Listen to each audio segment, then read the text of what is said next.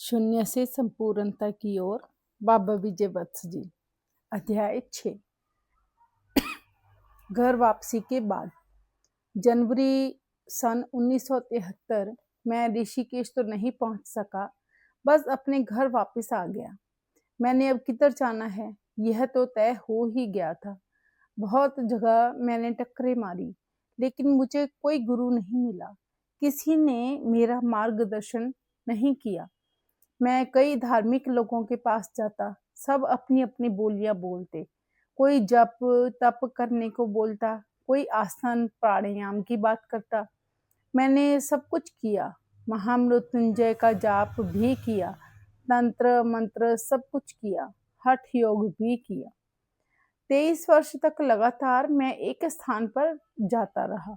रात को मैं वहां जाकर बैठ जाता, बाबा धर्मदास की समाधि पर।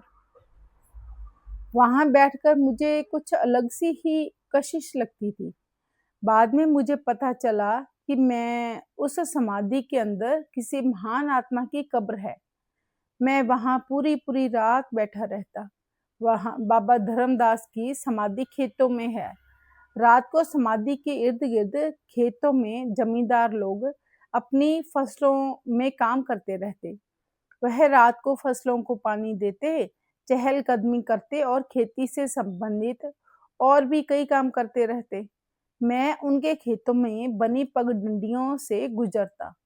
उन लोगों ने बहुत बार मुझे कहा कि बेटा, आप बाबा धर्मदास की समाधि पर मत आया करो, इधर बहुत सांप रहते हैं, अक्सर समाधि के ऊपर घूमते रहते हैं। मैंने उनकी सारी बातें सुनकर भी अनसुनी कर दी। मैंने किसी की भी बात की परवाह नहीं की। मुझे सुकून मिलता था वहां बैठकर। बस मैं वहीं बैठा रहता रात रात भर। बहुत बार सांप मेरे पास से गुजर जाते। मैं कभी भी उन सांपों से डरा नहीं। वह एक हादसा मेरे मन से मृत्यु का भय निकाल गया। मन में एक विचार घर कर गया था कि मेरा यह जीवन तो बोनस है। वह घटना तो हमेशा मुझे याद रहती थी कि उस दिन अगर पांव प्लेटफार्म के बीच फंस जाते और असहनीय दर्द से तड़प तड़प कर तू मर जाता। अब यह तेरा जीवन तो बोनस है। यह जिंदगी तो उसी की अमानत है जिसने उस दुर्घटना से बचाया, नया जीवन दिया। अब तो बस उसकी मर्जी है, वह जब चाहे तब तक जिंदा रखे, जब चाहे अपनी अमानत यह जिंदगी वापस ले ले। हरिद्वार से जब वापस अपने घर आया तो मैं शिव भक्त हो गया।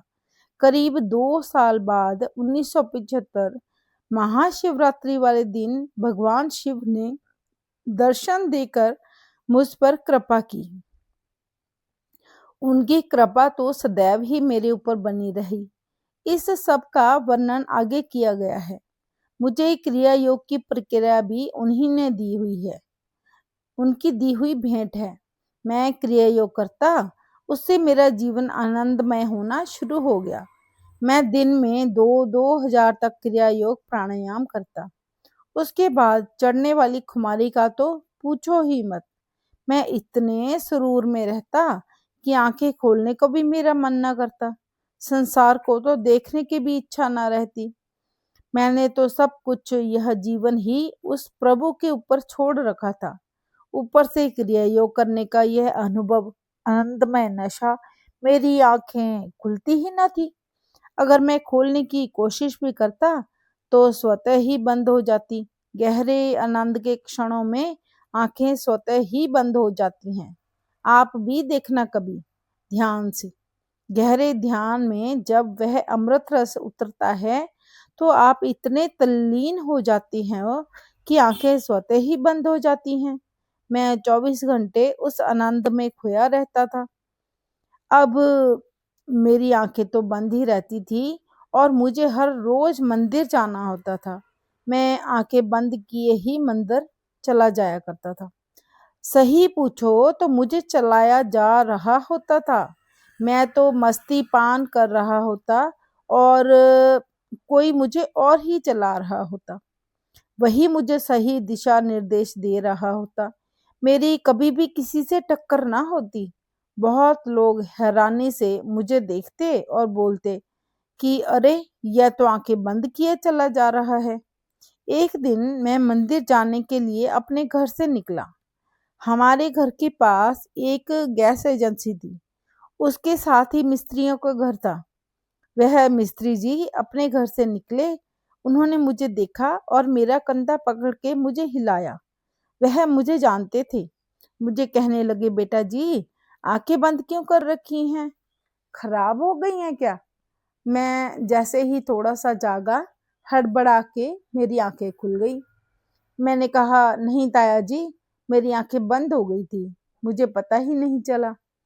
वह मुझे कहने लगे, पुत्र, यह स्थान बहुत भीड़ भाड़ वाला है, यहाँ आंखें खोल कर चला करो। जी, कहकर मैं वहां से चल दिया। अभी 4 कदम अभी 4 कदम आगे बढ़ाए थे कि मेरी आंखें फिर से बंद हो गई। बहुत से लोग मुझे टोकते। मैंने सोचा, अब क्या करूं? मेरी आंखों की रोशनी इतनी तेज थी कि मैं 1 किलोमीटर से देख सकता था।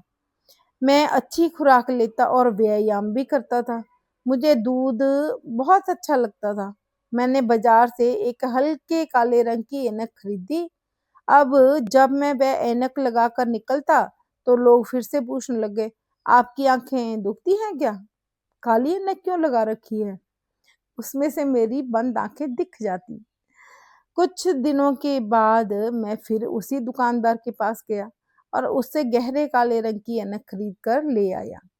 मैं वह गाढ़े रंग की ऐनक लगाकर चलने लगा, लेकिन लोग मुझे फिर पकड़ लेते क्योंकि उसकी साइडों से मेरी बंद आंखें फिर भी दिखती थी। और लोगों को तो फिर पता चल गया कि मैं आंखें बंद करके चलता हूँ। लोगों में यह चर्चा फैल गई कि यह बच्चा आंखें बंद करके चलता है, चोट खाएगा किसी दिन। उन दिनों सारी बसें शहर के बीच में से ही जाया करती थी। आजकल तो काफी सारी बसें शहर के बाहर से ही गुजर जाती हैं। मैं चलता तो रास्ते में बहुत भीड़ होती। लोगों को मेरी आंखें दिखने लग गई। जी का जंजाल बन गया यह आनंद में डूबना। मैं फिर 4 दिनों के बाद उस दुकानदार के पास गया। उसकी अपनी समस्या उसके सामने रखी। आंखें बंद रखने का कारण बताया। वह डर गया। कहने लगा, पुत्र, ऐसा मत किया कर। तुम यह खतरे का काम कर रहे हो। किसी दिन मसल दिए जाओगे। मैंने कहा कि आप कोई उपाय बताइए, यह लोगों को मेरी आंखें नजर ना आए। कहता, उपाय तो है, पर आप ऐसा मत करो। मैं सलाह देता हूँ कि आप घर पर ही बैठ जाया करो। तुम अगर आनंद में हो तो मंदिर जाना जरूरी है क्या?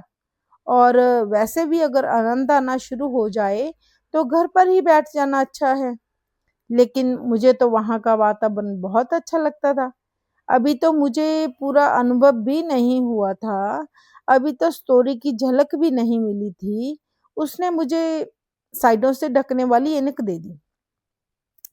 उस ऐनक से कोशिश के बावजूद भी किसी को मेरी बंद आंखें नहीं दिखती थी। अब तो मैं बड़ी मौज से चलता जाता। मैं कभी भी किसी से टकराया नहीं। अनुभूति के बिना निष्ठा नहीं बनती और निष्ठा के बिना मन के किसी कोने में संशय बना ही रहता है। इसलिए आप कितने भी गुरु भक्त क्यों ना हो, मैं अच्छी तरह जानता हूँ आपको पूर्ण श्रद्धा नहीं हो सकती। आपका हृदय गुरु के प्रति पूर्णतया समर्पित होने के बाद भी वह किरण जब तक नहीं उतरती, आपका विश्वास कभी भी टूट सकता है। संबोधि की घटना घटने से पहले मेरे इस जीवन काल में बहुत कुछ घटा। उनमें से कुछ घटनाओं के वर्णन आगे दिए हुए हैं। धन्यवाद।